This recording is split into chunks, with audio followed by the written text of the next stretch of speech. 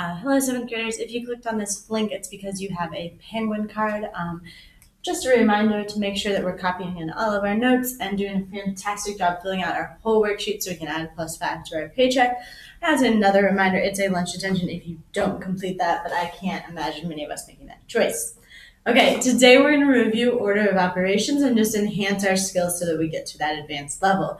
On your piece of paper, you'll see it says 2 important notes. I want you to write down in each of these boxes. The first important note is exponents. Everyone makes so many mistakes with exponents, but we're not going to do that. An exponent, like 3 to the 5th power, the base is 3, which is what's going to be repeated. This will be repeated 5 times by multiplication. So this is 3 times 3 times 3 times 3 times 3. This answer would not equal 15. It is not 3 times 5. Just don't make that silly mistake. I'm going to erase it. We don't even want to think about that. Okay. Next set of notes is the order. Parentheses, exponents. Multiplication and division I wrote huge because this is so important. They're at the same level, which means that if you see both multiplication and division, you move left to right. So sometimes multiplication is first, sometimes division is first. Same thing happens with addition and subtraction. If you see both of them, you move, like we read, left to right. Sometimes addition will be first, sometimes subtraction.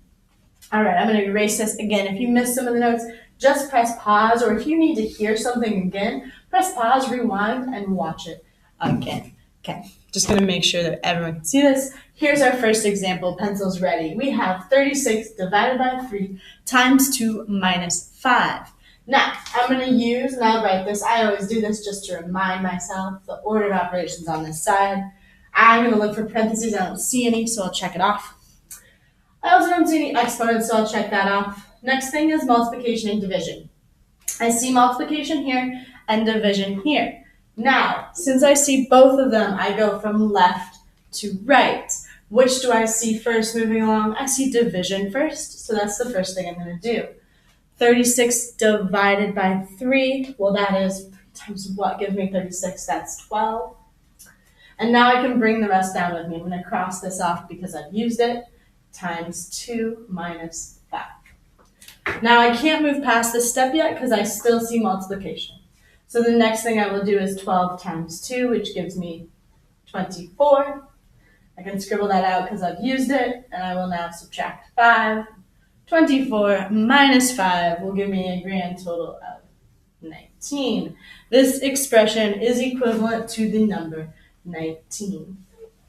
Again, if you missed something, press pause, rewatch it again. I'm going to move quickly. The next one that you're doing is by yourself. So I want you to press pause right now in the video and attempt to solve 5 divided by 24 times 5 divided by 24. 5 plus 24. Sorry, y'all. Yours should say it on your paper. It's 5 plus 24 divided by 4 times 3. So press pause right now and try to solve that. All right, if you've pressed play, this means you've already solved this problem on your own. I'm just going to quickly review. Order of operations, parentheses, exponents, I don't see either. I see both multiplication and division, but I read left to right.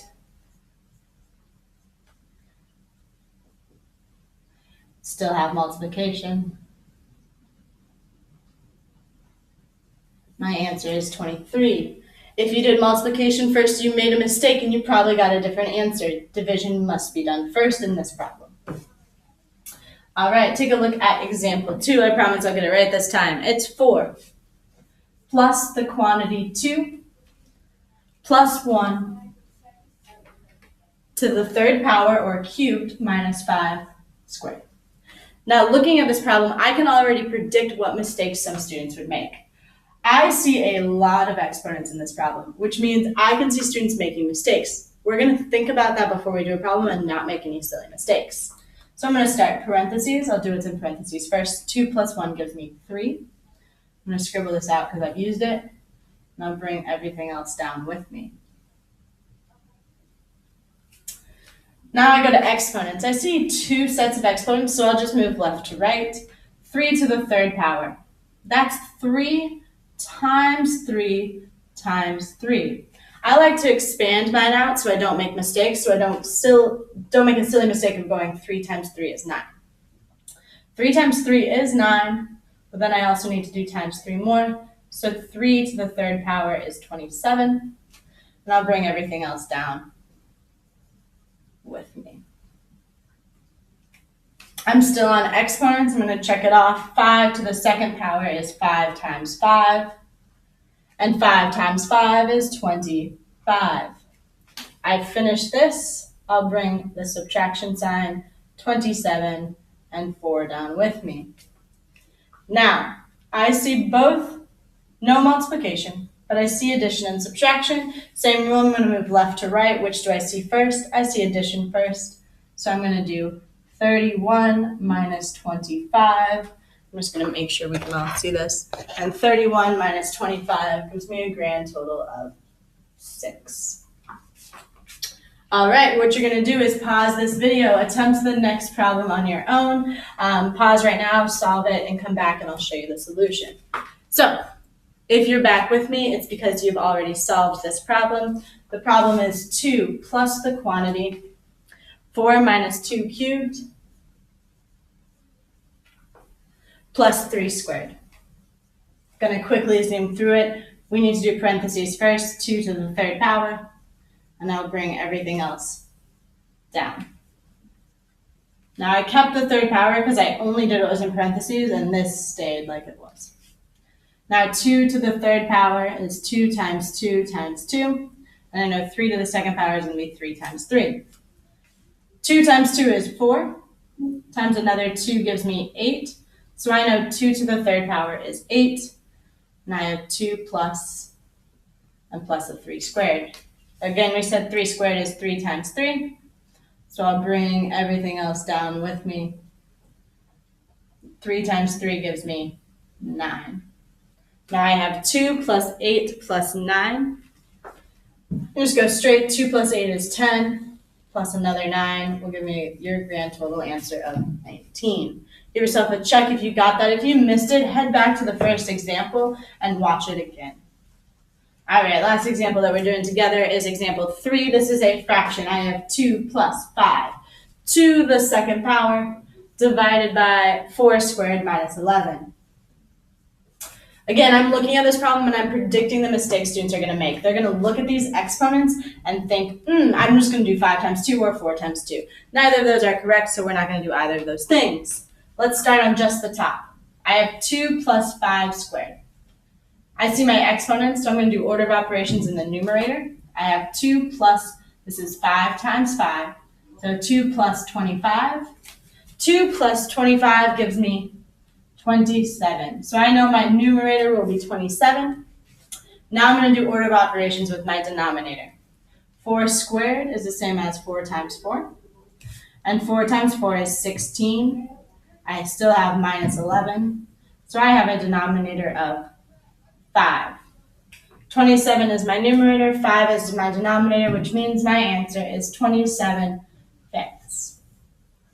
Now for those who want to extend it and maybe get an extra +2 for their paycheck, this is an improper fraction. There's a better way to write it. I want to see if you can figure that out. If not, this is also an acceptable answer. Hit pause on this video right now and to try the next problem. When you finish that problem, come back and check your work with mine. If you are back with me, it's because we're checking the second problem. It should already be on your piece of paper. We have the problem 3 cubed plus 2 divided by 29 minus 5 squared. We're going to simplify this. I'm going to start with the numerator. 3 cubed plus 2. Well, this is 3 times 3 times 3, which should be 27 plus 2. We have a denominator of 29. In the base, I have 5 squared, which gives me 5 times 5, which is 25. 29 minus 25 gives me a denominator of 4. So our final answer is 29 over 4. For those who pushed themselves and did top in, bottom out, this is an acceptable answer, but the best answer is 7 1/2. You would have gotten 7 2/4 first, then you can simplify it to 1/2. Again, if we missed anything, just hit pause and go back in the video. The next thing you're going to do is flip to the back side. There's a student that did 3 problems like we did, but made common mistakes. You need to identify the mistake and then correctly solve the problem. Have a great day.